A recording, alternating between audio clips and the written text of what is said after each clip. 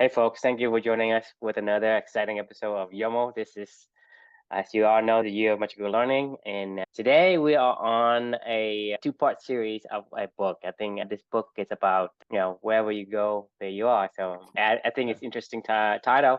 I'll let Chris introduce his reflection and let's see what he got. Yeah, I mean, this book, like you said, it's called Wherever You Go, There You Are. It's about mindful meditation in your everyday life by Jon Kabat-Zinn. This book's all about just mindfulness and meditation and understanding meditation a little bit more. It's a really short book, and it's a book that honestly, I feel like I'll read this book probably at least 5 to 10 times my life, going forward. I haven't gone back to revisit it yet as I'm trying to finish this journey, but as soon as I'm done with this, I want to go back and revisit this book in particular. It's gave me a lot of peace and calm during. Actually, that's what reflection one is. I'll just go ahead and share my screen because the first reflection from this book got me thinking a lot. The reflection title on this one is "Making My Peace with the Here and Now." And when I was writing this reflection, can't remember exactly what month this was. Maybe this was like August of 2022. And, we've been doing this for about a year now. And I was feeling really off balance that month. So our thing is we're trying to seek balance and seek, by living our purpose and trying to live all of our values as much as we can with our actions every single day and find that balanced state. Like you said, even when you're walking, if you're doing it right, you can stay in balance, like and keeping everything all together. Well, for this particular book and this particular month that I was reading this, it's always funny to see the ebbs and flows of this journey with me in particular. And as I go back and revisit it, I was all out of whack this month. I had started the Wim Hof challenge was my monthly challenge that I was doing. So I was doing these breathing exercises and cold immersion therapy, or cold immersion showers every day. I was finishing. This is the month when I floated like 2 or 3 times that month. I went into those saltwater baths and just floated in a deprivation tank kind of thing, and then I capped this month off with a book on mindfulness and meditation. Wherever you go, there you are. And it got me it just shot me from this.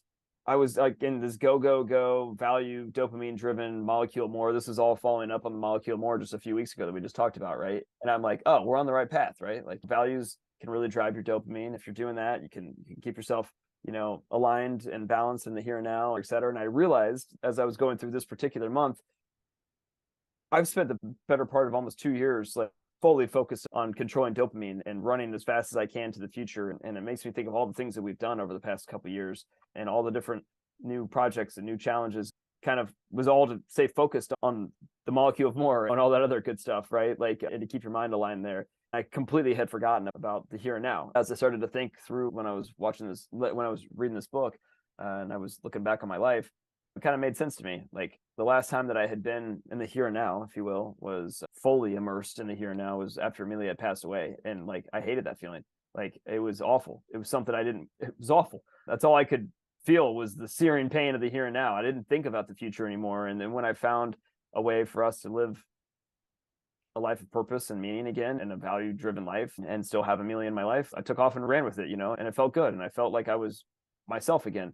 But the whole entire time, our goal was balance. If I'm being honest, I was running away from the here and now a lot. And all that stuff started to compound together. The Wim Hof, this book, the floating, the other things, it just put me in this weird state that month, but in a good way. It slowed me down and it made me realize there is no goal to all this. A lot of stuff that we've talked about, just breathe and enjoy where you're at. And a lot of the stuff you talk about and not running for trains and having an anchor into the present and just feeling more relaxed and present with what I was doing and not trying to achieve something and not trying to push myself to go further and further with Amelia and run further away from the last time that I was in the here and now. So this time coming back to the here and now, I felt that it actually was balancing me out a little bit more. I felt like I could still do the same stuff that we were doing, but also at the same time could stay connected a little bit to the present moment versus thinking about, what's next. I feel like this book was a great way to remind myself, come back to the here and now every once in a while and to find that balance every single day between the molecule of more and what's going on today and just truly try to find that balanced existence, because I'd forgotten all about it. So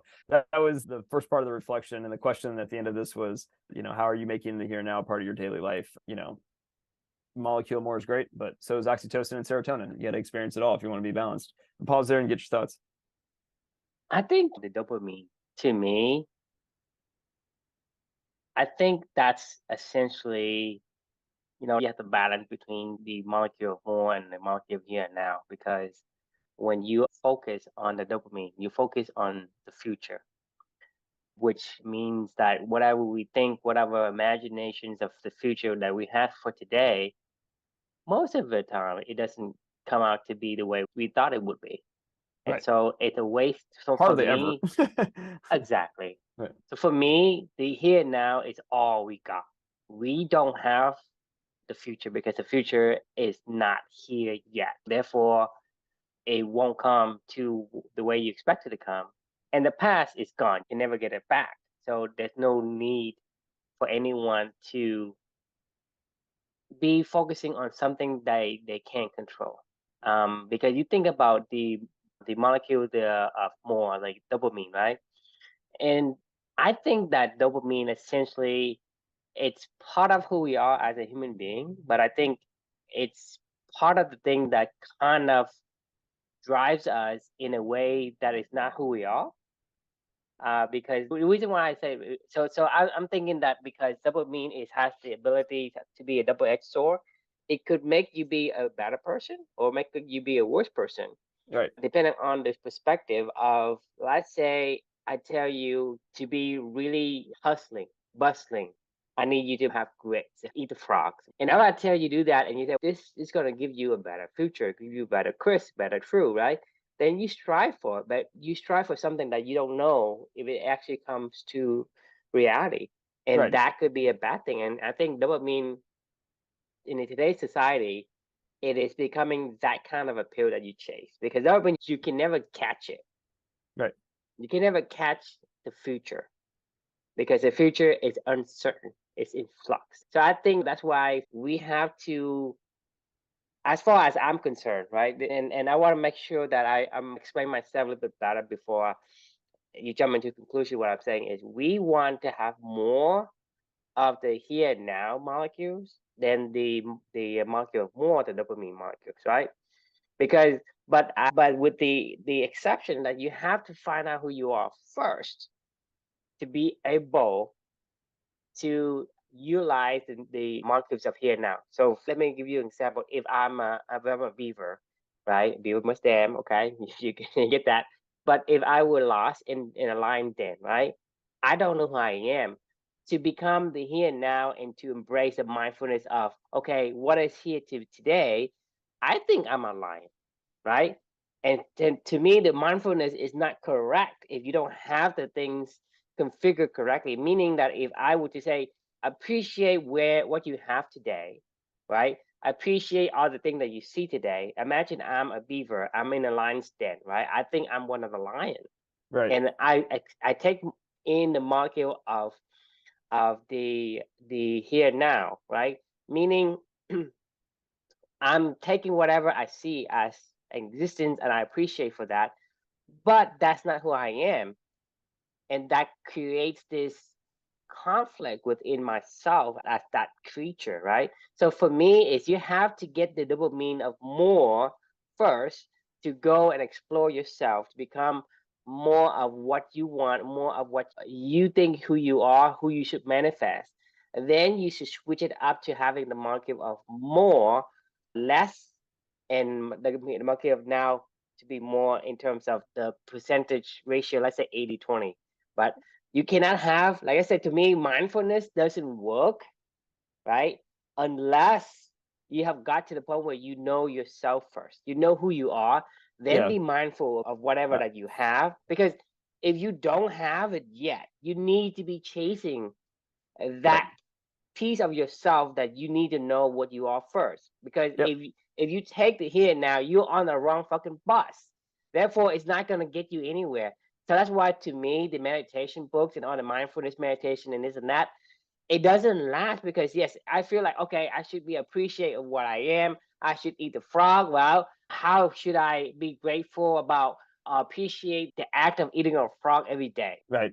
How can I embrace that? I just can't because it's not who I am. If I'm a pelican or I'm some kind of bird that eats a frog, then yes, that's the mark that I want. But if I'm a human or I'm somebody who isn't, frog isn't on my menu, then to me, eating a frog is not something I should be eating. And if I practice mindfulness, then I'm doing the wrong way. So that's what I'm saying is a correlation between you have to get the molecule of more to drive you towards where you need to go, find out who you are, then you have the ability to take in more of the molecule of here and now. Because you think about, okay, let's see an example. Let's say you imagine Luca, right?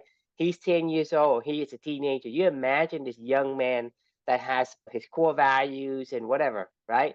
You imagine your son and you're proud of your son in the future, right? That's the molecule of more. That's a dopamine that once you say, I'm going to take care of Luca, that drives you to become a good father so that Luca will become that person in the future, right?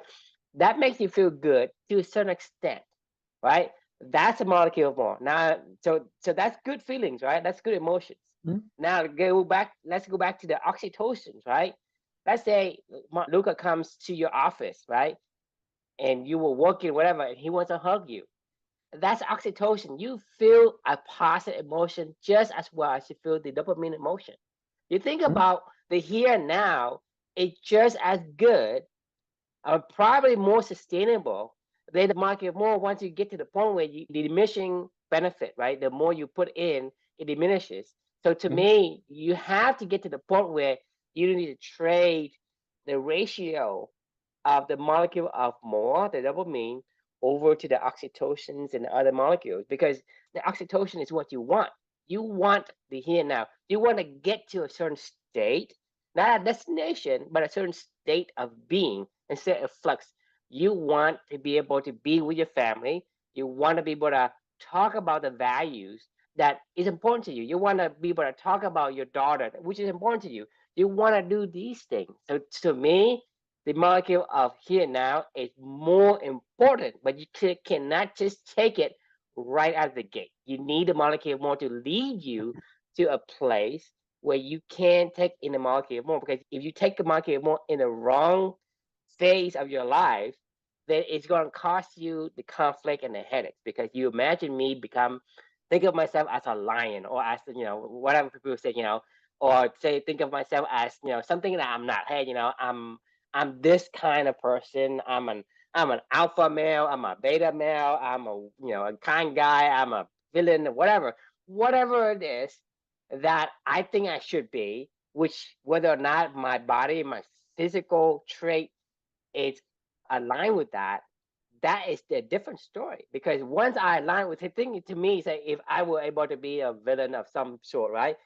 Do I have the ability to withstand the ability to do bad things to people? If I can't do that, then I cannot imagine myself or act in a way that violates my principle. For example, I hold integrity to be a high value. For me to lie to people, it takes a lot of effort. I have to convince myself multiple times for me to lie to people, right? Because that's what it conflicts with the values I hold. Same thing with balance, right? When I hold balance, right, as a high value, and you telling me that I have to meet up with somebody for a meeting that doesn't have the value, I'll say no. I tell you, hey, I just can't make it. I'm not gonna say, oh, let me see what I can do. No, I can't make it. I'm not going to try to say, okay, what else can I fit in, right? So that's what I'm saying is once you understand who you are, then the molecule of more, you don't need the molecule of more. Need it, but you need it less, is what you're saying. And I agree with you want the molecule of here and now more, but not at the wrong place in time where of when you have found yourself or you have it. Yeah, I agree with what you're saying, actually. I think you're spot on. And the funny thing is that you need the drive to figure out who you are and to do that on purpose. But then you need the molecule of more, you need the here and now to focus on enjoying that shit. Exactly. Otherwise, you keep chasing something else. You say, "Well, I'm imagining Luca become 10 years old. I'm imagining Luca becoming 20 years old. Enjoy him in the present, Exactly. You say, "Well, what is he doing now? I have no idea." Or you do, but you're just trying to get to the next thing to teach him the next lesson or something. Exactly. Molecule of more, it overpower the here and now, and you don't enjoy it because you think about he's like growing up fast, right? Meaning you don't have the time to pay attention to him, and then you miss out on that.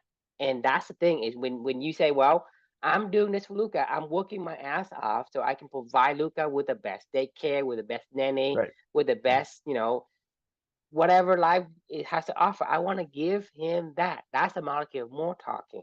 But you sacrifice the here and now. Your son just for wants to that. hang out with you, you know, like they just wants to spend a little time and enjoy your presence while you're in front of them and not have you be on your phone. This has been a big transformation for me in the second half of this whole entire journey. Writing every morning now for this particular journey, I'm getting these conflicted molecule of more driving me towards some goal or outcome, you know, of 365. But at the same time, I'm like, it's making me not enjoy the here and now every morning when I get up, you know, because I'm like, I'm rushed. Luca's got to go to daycare now because our nanny has officially welcomed her child into the world. So we decided to put him in daycare. So I'm on the clock every morning to get my writing done by a certain period of time before he wakes up. And if I don't get it done, then I'm like halfway through a thought, and then I got to revisit it back in the middle of the day. And then I got to find time to make sure that the books that I'm reading are either short enough or long enough to perfectly time it to be able to have more time to write in the morning, to get to the next thing the next day. And I know why I'm doing all of it. I'm doing all of it to live for two and live with my daughter and experience that with my daughter. But I often forget. I have to remind myself all the time, even with this conversation with you, is to stay present. Like we're not just on this to produce a podcast. We don't give a fuck about a podcast. Talk about what we're here to talk about, which is, you know, what we care about, like to enjoy this conversation today, you know, and to enjoy it for what it is. And it can easily get lost when you get wrapped up in, like what you're saying, into the molecule of more, and you're thinking about, oh, well, just got to get to the next night, you know, of our next podcast or our next podcast. No. Yeah, we're going to go to the 100 to this is the molecule of more talking. You're missing the current present. You don't have anything else other than the here and now. The future is not guaranteed. The past is gone. You would never have it again. So the present, the here and now, is the only thing you have. Right? Either enjoy it or you don't. Have you have to experience life with the here and now. And that's, to me, is the key to mindfulness. Mindfulness is get to the point where you're in a flux and you say, well, you want to maintain that mindset. You want to maintain that mental state. It's not to the point where you're in a rut and you say, I want to be mindfulness of the rut I'm in, right? This is where you need a molecule of more. Being mindful of the stuff that you like. Mindfulness is understanding where you are, right? And then also and be able to judge whether that is something you want or something you don't want, right? So for me, a lot of the mindfulness books is talking about appreciate the here and now, but how can I enjoy the here and now when I'm in pain? I don't want to when I'm eating the frogs, or when I'm missing my daughter, when I'm away from my son. How can I enjoy the here and now? So the thing is, yes, you want the mindfulness, but there are certain caveats to the mindfulness that you have to be aware of. Be aware of where you are. Okay, I'm not here. I'm at a conference for a business, and I think I'm doing this for my family. I want to give them a future. If you ask yourself those questions, then you should be able to answer the question with multiple options. And when you have that, right, you know that this is what I want or what I don't want. If you at a conference in a hotel, cold and uncomfortable bed, right? And you imagine your son and your wife with you, or you with them, right? That means that you understand this is not where you want to be. So you need to be able to transition. It's not about saying you can't get into the little, spiral out of control phases, but it's about the recognizing that you are running for train and you need to stop, right? You say, well, I found myself running for train, and I stopped myself saying, I don't need to run for a train. What's the point? There's gonna be another train. Right. You know what I mean? So 100%. Like there's like it's that's why this book was an interesting book that I think back fondly on. Like, I'm sure it's not that revelatory of a book or something like that, but it was one of those things where it forced me to stop. Like this month in particular, that when I was the Wim Hof stuff, like breathing, 20 minutes a day or whatever it is, and just like, absorbed into that whole process. And, when I was starting to take cold showers, I would meditate just to get rid of the pain from the cold shower, focus on somewhere that you want to be. It was just weird. Eventually that didn't work. I tried it and I was like, you can't go anywhere else. You just got to absorb what's going on in front of you until it goes away. This whole entire month was like this weird life putting the brakes on me and saying, just slow the fuck down and enjoy what's going on. And I feel like that this was a big pivot point for me. I still am not great at this, and I'm still, I still wrestle with this balance every single day. What balance is like, let's imagine you're standing up, Your muscle is twitching back and forth like this. It's not like it stands still. It's just kind of switching back and forth to kind of keep your balance. Just like walking up on a tightrope, right? The guy's holding that long stick around, and he's kind of wave up and down because he's going to balance it. It's never that the stick's still. The stick's Right. never still. So Right. you're on a balance, right? When you're on a balance, you balance something, right? Something has to move in counter to each other to make sure that it stays, because it never going to be, hey, when you get to the point where, oh, it perfectly stand up and it's balanced. Right. Well, that's not balance. I mean, that's when, because the thing is, we are born to be in motion. Therefore, balance in motion is not the same thing as standing still. You can't Yeah. just sit something on something standing still and doesn't move, right? That's not life, right? Right. And that's not balance. I said, I put a cup on a table, right? And it just sits on a table. You don't call it balance. If I were to put something that maybe stand up on a single point and I'm trying to make sure it stay, that's called balancing. But you put a cup on a table, hey, it's balanced. You don't ever call that balance, because it's not, right? Right. Balance is the ability to kind of adjust, and always in constant adjustment. Right. It's not just one thing. Hey, you sit there and it's balanced. You cannot live a life of dopamine only, and you cannot, like, values are great, but like you said, values are great to take you to where you are, to understand who you are, and to do that on purpose, and to find those activities that relate to this stuff, like, right, like that is important, and to see into the future, the compound effect, all that other stuff, right, to drive the activity that you want to drive for the future. Like, that is what we've talked about this for forever, but I think on the other end of the spectrum is enjoy what you're doing in the present. If you say that these are your values and this is what you like to do, don't forget to enjoy it. Like, literally be present in the moment. It's book that we ever talk It is. about. It's The Alchemist, right? The young guy has to hold this spoon of oil and walk around the palace. Just Right. like for us, right? You can't say, well, I don't worry about the future of my son Luca. And then on the opposite end, you can say, well, I'm not going to worry about what he's doing now. I'm just going to worry about his future. I'm going to think about, imagine him 10 years old. What should I Right. be doing to get him, and what should he look like and behave like and have at 10 year old, at 20 year old, at 30 year old, or whatever, right? You are in another realm just because you are projecting yourself into a future that never would happen, right? But Right. at the same time, right, meaning that you are prudent in prepping him for the future. You're going to teach him all of the things that you want to teach him, but then you forgot how to enjoy his presence today. Right. The way that he does things, the way that he plays with his toys, and the way that he interacts with you. You forget, you don't pay attention to that. So the molecule of more takes over. Or you get to the other end of the spectrum where you only look at what he does today. You record him 24/7 and you watch him all the time, and you don't think about his future. Well, then he may not have a future that you want. So to Right. me, it goes back to what we're saying is balance is at the center of all the thing that we do. The molecule of more and the molecule here and now has to be in balance. And in certain situations, you're gonna need to lean a little bit more to the molecule of more. In some situations, you need to lean more to the molecule here and now. Depending on, if let's say I'm on a bike and the if the bike leans too far to the right, then I need to lean all the way back, all the way to the other left side to counterbalance it. I can't say, oh, it leans to the right, and I go straight out and do 50-50. It's not going to balance. So that means that the molecule of more, like the ratio of the molecule of more and here now, is going to have to slide to a certain side depending on where you are in life. Where are you tilting in life at the moment?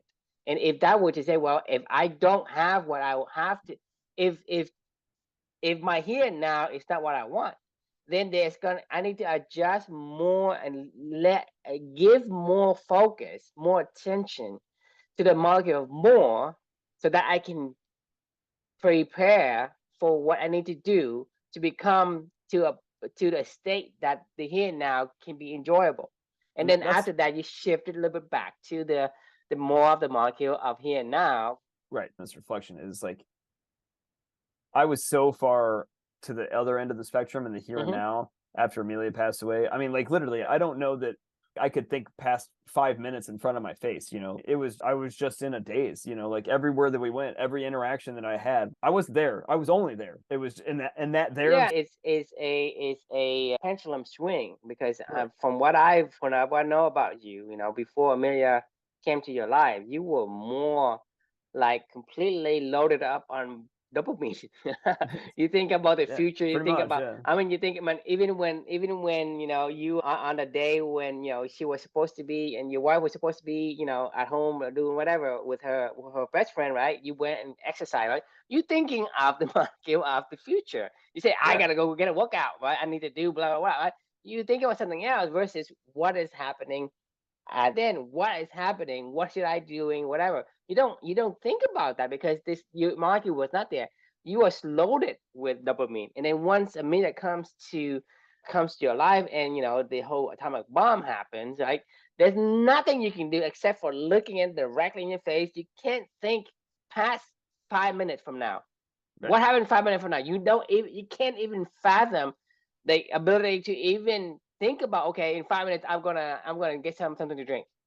You don't Right. think about it. I know that I don't have the atomic bomb that you have, but I have enough experience and have gone through enough events where the health of my kid, come into jeopardy. And then I have experienced some of that. What I experienced is the same as yours. It's just very short. Yours Right. was long. When my daughter was in the emergency room, I felt the same way. I can't think past the next step. I just can't. I mean, it doesn't even cross your mind. Right. Exactly. I mean, and so like you're right, and I'm sure if we all have experiences of things that are scary or traumatic or whatever, where whether the duration of the time is irrelevant, but yeah, you're right. That feeling is how I felt for months. So when the pendulum started, when I found a way out, and when Amelia and I started to figure out this process, we went all in on this, and that was great. And it took us to where we wanted to go, and it took us to where this journey's led us on. And then eventually I think this was about the time of the journey where the pendulum started to swing back of, okay, that's great. We know where we are. We know where we're going. I know what we're doing, but I don't know where we're going, and that's okay. But this was a reminder to enjoy this stuff every single day. I don't have to think about. I need to think about this is with my daughter, or when I'm on a run in the morning. It's not just checking off another box to go on a run in the morning or something like that. I mean, hell, even just last week, I was playing in a tennis match. It was the most bizarre thing ever. After each point, yeah, I may have gotten frustrated or something like that, if I missed a shot or something. But after each point, I was just calm. Just okay, all right, here we go. Next point. Yeah. So once you get to the point where you can handle any situation, I mean, it's very fitting because you think about it, Yeah. it's wherever you are, right? Wherever you go, there you are. That means that you can enjoy every part of your life, no matter what happens. Whether Right. you win a tennis match or you lose a tennis match, you still feel like yourself. You can be in that state. That is where you want to be. That's where Right. the molecule of here and now is so powerful. You think about it, the moment that you say, well, I'm able to be happy wherever you go, you have found out the perfect place for you to be. Because anywhere you are, that's where your happy is. And if you can get there, this is when you're talking about having the immediate mindfulness. You're mindfulness all the time. You're just locked in on whatever you're doing because you're doing stuff that you like, that aligns to your values and who you are and your purpose. And then B, you just enjoy the stuff, it's funny because you could say that you love tennis and you could say that it aligns to all your values, but then you could go play tennis and not have fun, and not enjoy it.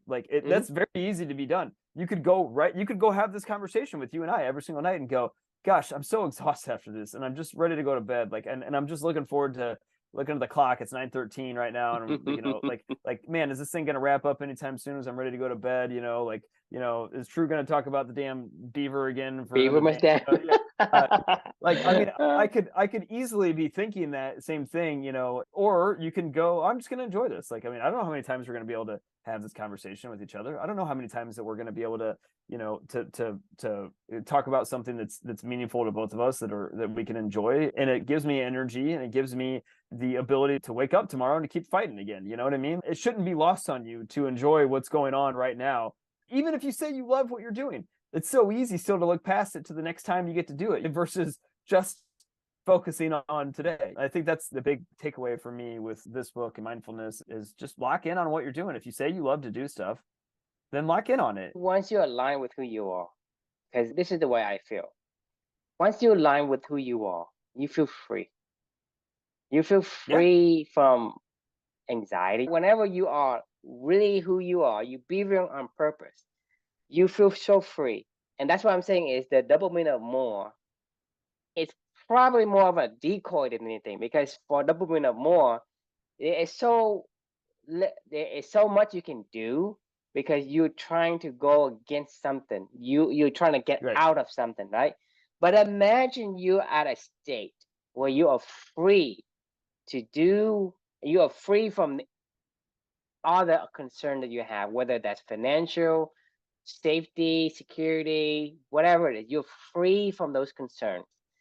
Let me ask you then, if you're free from that, would your mind be more powerful and more creative, or would it be worse than a mind where you have to worry about the future, where you need to do to get out of certain sticky situations? This is where once you find out who you are going to produce the 10x anyone and call it play. To me, you're going to be putting inventions that no one can ever compete with. Now you're gonna dish out inventions like after inventions, because your mind is so free to do what it does best. It is not constrained and dragged down by the worries and concerns of something else. So that's why I'm saying a dopamine is essentially part of a gene that allow us to worry about the future. But I think that is not something we want to use too much, right? Because you think that if I have potent, no dopamine, that I won't do anything and I will be useless to society.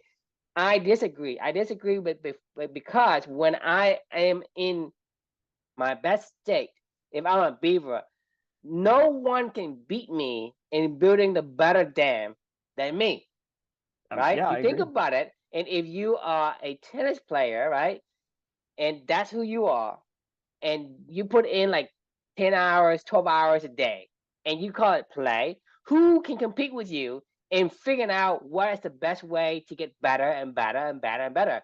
Who can beat you? So your contributions to society will be much greater once you can get to the point where you can embrace the molecule of here and now. So for me, the molecule of dopamine should be used as little as possible to get to a point where you need to be, and then utilize the most of it that you can.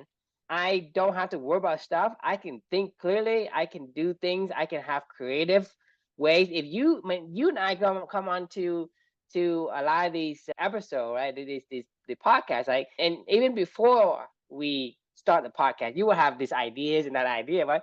Where do you think that comes from, right? Your mind is allowed to create, to think freely, and this is where ideas come from. But if you had, or you're so fixated on something, where would the ideas comes in? It just get blocked out, get filtered from your mind. You would never have those ideas that you come and told me about. It doesn't even get blocked out. You never registered it in your brain. Right. The only thing that exists is like you're thinking about the next task and the next thing you have to get done, and the next, oh my God, I gotta go. Right now I could be sitting here thinking, I actually I don't have another. I normally queue up all the reflections to write it, to send out, on Buffer on social media. I'm out for tomorrow because I wrote 2 new ones in the past couple of days that I can turn into blog posts and post it out there. And I could easily be thinking, oh shit, I got to get that done tonight before I go to bed. And I honestly, like right before this call, I was like, I don't care. Like, I'll do it tomorrow if I can. It's not a big deal. It's not like I can change anything. But then you think about it, if you get to the point where you don't have to do it, your reflection will be so meaningful. Yeah, it is going to be because because thing is, you're not distracted.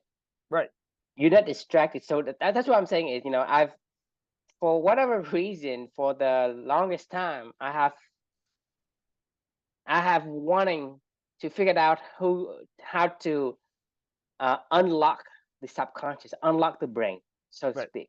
And this is what I think about all the time. It's like, what if, people say the molecule of more, the dopamine drives you, making you better, competition makes you better, but I don't see it that way. It conflict with what I think, right? Because you think It about does it, short term. It does short term. it's gonna Right. squeeze you until you Right. can joke out of it. Right. But the moment that you squeeze out, you basically are not be able to control the directions and the speed because it just goes. Right. But you have no control over, okay, I need to sway to the left, to the right, whatever. You have no control when I squeeze you out because that's what dopamine does. It's just like, hey, I need to get this, I need to do this. You need to do a bunch of things. But that's what makes you fixated on that particular thing. But if you're fixated on the wrong thing, how can it benefit you? If you're on the wrong bus, it doesn't matter how fast you go, you're not going to get to where you want to be. Yeah, 100%. I mean, not only that, like, even if you're on the right bus, who cares how fast you're going? You don't know where you're going anyway. Like the title says, wherever you go, there you are. I mean, we've said this over and over again with this entire journey, the Lion Tracker's Guide to Life. I don't know where I'm going, but I know how I'll get there, right? Like there is no speed of how you'll get there, like there is no, we don't know where we're going. Like, why do you need to go fast? Why do I need to churn through reflections? Why do I need to churn through books so I can get another reflection out to something? Just enjoy it for what it is, because I like to learn and I like to spend time with my daughter, and these are part of my values, and that's what I want to do. Or if I want to have this conversation with you, we're on our own mission to figure out how to help other people do the stuff that we're trying to talk about and to show them a path forward. But there's no hurry. It's not like we need a capital investment, injection of $10 million to achieve our goals of helping people to find balance. That's just our conditioning talking, not us Exactly. talking, right? Because we were told when we were growing up, right? This is the thing you need to do. This is what men does. This is what a woman does. This is what society expects of you. You need to have a college education. You need to, buy a house. You need to get married. You need to have kids. You need to, pay taxes, and like it's patriotic to pay taxes or whatever. Which,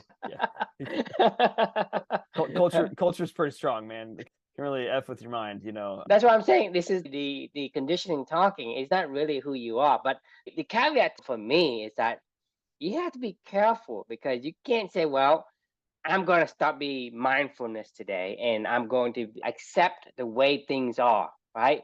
I'm not telling you to do that.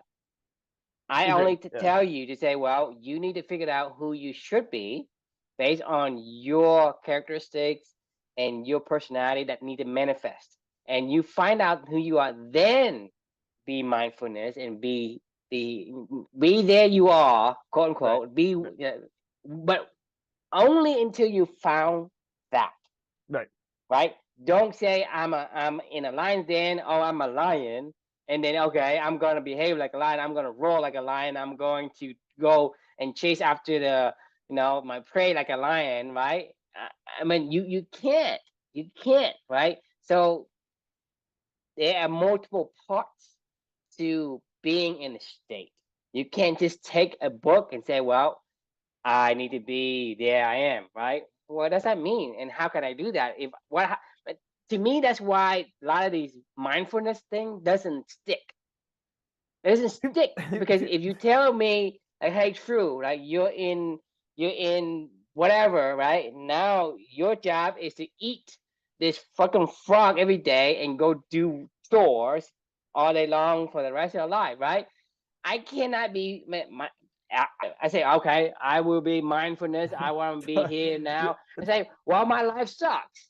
The first time that I ever heard of mindfulness, I was like 20, maybe 25 years old. And there was a 60 Minutes piece that they did on mindfulness. And it was this guy that was in this California Center for Mindfulness. And they were interviewing this dude. And he's like, how do you do mindfulness? And why is it so valuable? And he's talking about it. And he's like, as you're walking, be present with your walking. As you're taking a shower, enjoy the shower, and like, and just be in the shower. And I'm like, okay, all right, it's kind of interesting, whatever. And I'm like listening to this guy talk, and I was like, this is kind of interesting. So I remember actually for the next like few weeks, I tried to, when I was in the shower, like just be in the shower, right? And just be like, this. I'm not even joking. I was like, all right, be mindful. I would sit there and tell myself, like, be mindful. All right, water's hitting me. I'm in the shower. And I'm like, I just got to get the fuck out of the shower. Like I'm like, I got to move on. I was like, I got other stuff to do. I'm like, this is stupid. I can't be mindful. I can't be in the moment, Why does it stick But yeah, this you? is what I'm getting at. I don't really give a shit about showers. Why do I want to be mindful in the shower? Like, why do I want to be mindful with my feet in the grass? I don't walk in the grass with my bare feet. That isn't something that appeals to me. That isn't a part of my values, right? These aren't activities that allow me to Chris. Now, fast forward, many years later and all the stuff that we've gone through and all this whole journey, like, I know what I want to be mindful of now. You know what I mean? Like, I don't want to be mindful of the other shit. Like, if there's stuff that I just have to do, you should ask yourself, do you have to do it? And then that's a whole other conversation. But B, like, let's just assume you it is a task that needs to be done for the day for whatever reason. Like, taking my son to daycare. Like, I don't need to be mindful of dropping, I mean, I guess it could be, but if that aligned to my values, but I guess maybe that's a bad example, making breakfast, like food isn't one of my, like, food has nothing to do with any value for me. I mean, honestly, like, I don't really care. It's not a big deal for me. I just really just want to eat the food, cook it, and move on. Like, like the faster I can do that, that's fine. I don't want to sit there and be mindful of the food that I don't really give a shit about anyway. Like, now I can know what to pick and choose how to be mindful on. Is this making sense what I'm trying to say? Like, Right, because the thing is, to me, mindfulness, it's about the flow state. Flow state to me, like that's exactly it. Yes. It's flow state is what you want, not mindfulness. Yes. Flow state means like you are mindfulness of the things you want. Exactly. That's it. Yes. And the thing is, when you're in a flow state, like, you basically filters out everything around you. You don't see anything. Just like, when I was coding on something I really love, right?